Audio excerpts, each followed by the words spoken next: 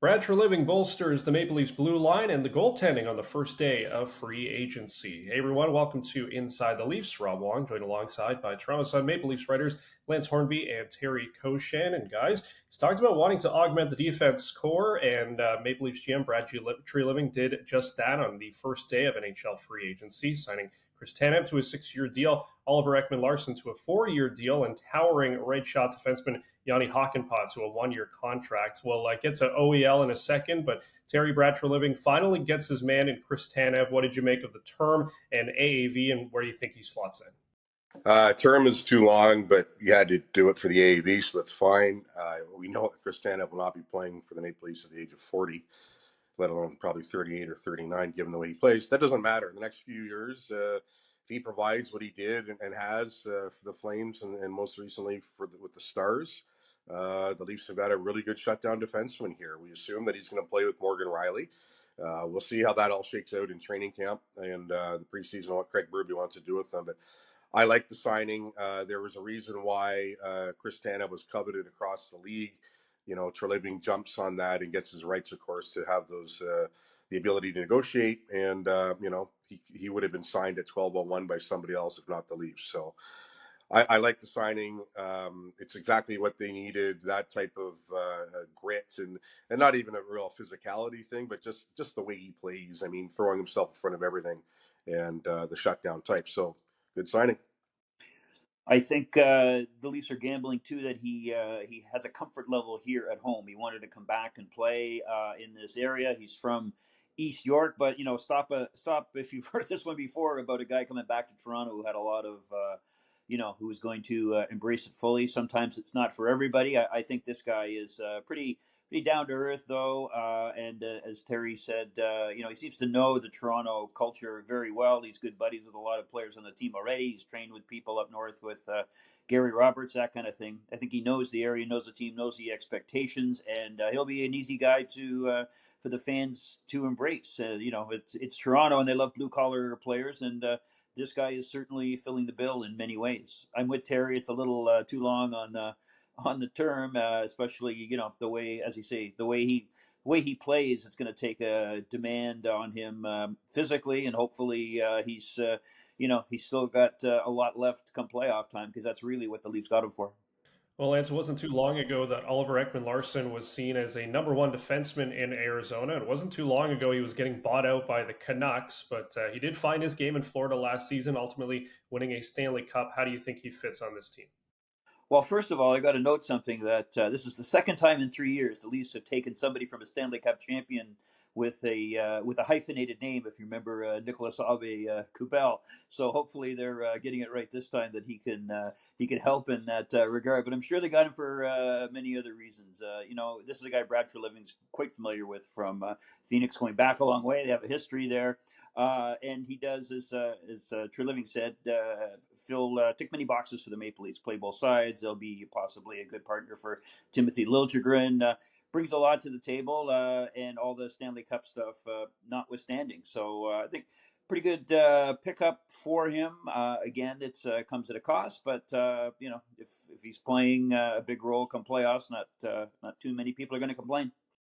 Yeah, he's just got to do what he did in Florida, right? After getting bought out, he had his best offensive season. He had 32 points. His best offensive season in 5 years. Was the Panthers' second guy on the power play on the point after Brandon Montour. So he'll clearly get an opportunity there. I would think after Morgan Riley. I don't know that he would usurp Morgan Riley in that on the top unit. We'll have to see. But he credit to Ekman-Larsson for finding his game and playing 18 plus minutes on a Florida team that won the Stanley Cup. So, we'll see how it goes in Toronto. A year ago right now, there was lots of excitement around John Klingberg, and we know how that went. He was injured, but had he been healthy, I think there's still a lot of question of what he was going to bring anyway. OEL, a little different, healthy and all that coming in, and like Lance is saying, the Stanley Cup pedigree now will be important, but it's good because it adds more meaty depth to the Leafs defense score, I think. And, Hakanpää will do that as well as long as he's healthy. But I like the Ekman-Larsson signing as well. Quick thing on Larson, too, that he plays, I think, 80 games this year is his most in 5 years. So the Leafs are hoping for that durability. Yeah.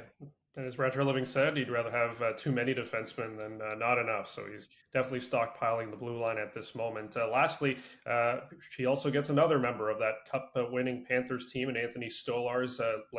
Terry didn't play too much in the playoffs with Sergei Bobrovsky, of course, but Matt Murray comes back as well on a one-year deal. How realistic do you think that these guys get in and actually get a ton of action, considering the injury history of Joseph Wall? How do you think it all shakes down in the end? Well, if Wall can stay healthy, he's looking at 50-plus games, I would think. And Stolarz, comes in and puts his career high around 28 games in a season. So, added to provide that good backup durability that he has shown in his career. And, some familiarity as well. He was a teammate of Mitch Marner and Max Domi 10 years ago at the London Knights. So, he'll know some faces when he gets into the room. But, he was saying yesterday, maybe push to be the starter. The Leafs don't see that in him. They see him as what he is, a good backup. Now, keep your fingers crossed that Joe Wall can get healthy. And as far as Matt Murray, it's the 2024-25 role that Martin Jones had last year. As we know, Murray came back at the end of the season off bilateral hip surgery, gotten a handful of games to Toronto Marlies, and the Leafs are hoping they can use that as a springboard, let alone his summer training. But I think Wall is the guy if he's healthy. I don't think there's any question about that, but I think they like Stolarz enough to possibly start him in 25 to 30 games if required. Yeah, I'm with Terry in that. He's a guy who's quite serviceable. Brad Treliving reminding people yesterday that he's not had the chance to play a lot in many of his previous stops, and he won 16 games last year for Florida, which is pretty good. They are the Cup champs, though, so they're in a winning environment most nights. But that's still pretty impressive, as is his 925 save percentage. And the only time, honestly, I saw him last year was when.